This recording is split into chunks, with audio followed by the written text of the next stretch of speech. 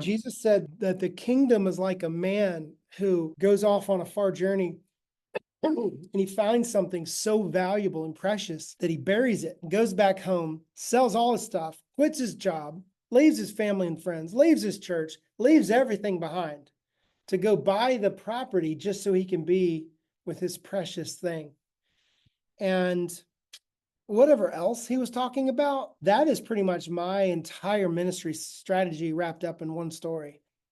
When I come around anyone, I try to offer them Jesus, frankly, but I try to offer them something so real, so loving, so generous, so truthful, so weighty, so not of this world that they're like, wait, what?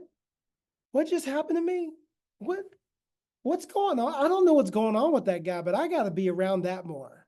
I got to hang out with that dude more, but I don't know why. Right? If you notice, not only did sinners love Jesus, but the religious could not get enough of this guy. He was giving them something, a taste of some other place, some other person, his father, in his case. Paul says the same thing. He just says it differently. He says, listen, to those who are under the law, churchgoers, the religious, I act as if I'm under the law. I'll play their game. I won't cuss. I won't drink. I won't smoke. I won't, whatever the gamble, whatever the bad, whatever's on their list. I won't go see the bad movie, whatever the bad movie is. Don't watch Titanic. This is fine. If that's on your list, I'll play by your list. But then he says this, even though I'm not under the law and I'm free in Jesus. And then he switches. He talks about the world. He says, but those who have no law, I act as if I have no law. If you need me to cuss, I'll cuss. You need me to smoke a cigarette, here, pass me one. Right? And of course, there's limits to it to some degree. But he's like, I act as if I'm not under the law, even though I'm under the law of Christ. Right? You remember this in 2 Corinthians 9 or 10? And then he says, I've become all things to all men so that I might save some. And you can tell he's putting on different coats and hats just to look enough like people to be accepted by them and play their game. But then once he's accepted, he throws them a wild card they didn't feel. Right? So if I'm around religious people, I'll quote the Bible. I'll do all the Bible study. I know the Bible inside out. I can play the whole game. And then I'll tell them a testimony. Or I'll tell them something God told me. Or I'll give them a word about themselves.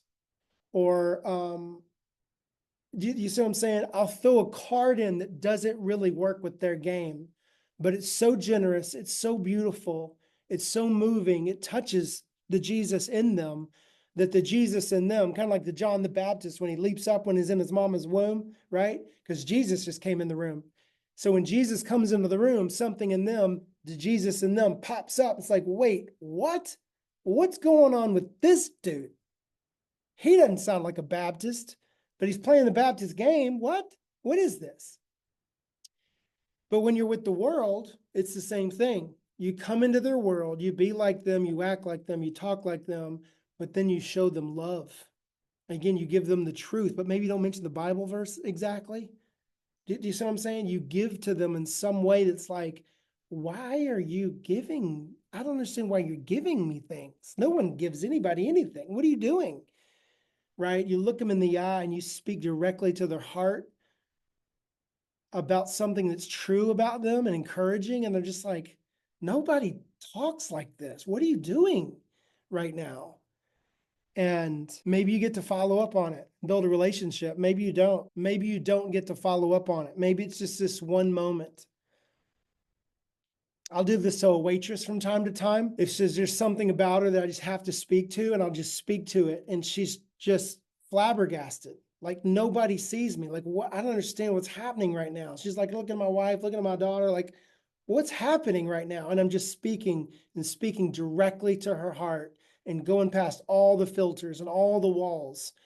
And I don't build a relationship with them. I don't try to lead them to Jesus, none of that stuff. I'm in the moment and I give them what God gave me for them. So maybe it goes somewhere, maybe it doesn't go somewhere, but that's not on me. What my part was to deliver the goods that God had for me to give them in that moment. So back to empowerment, the only commission you ever need is right there at the end of Matthew 28.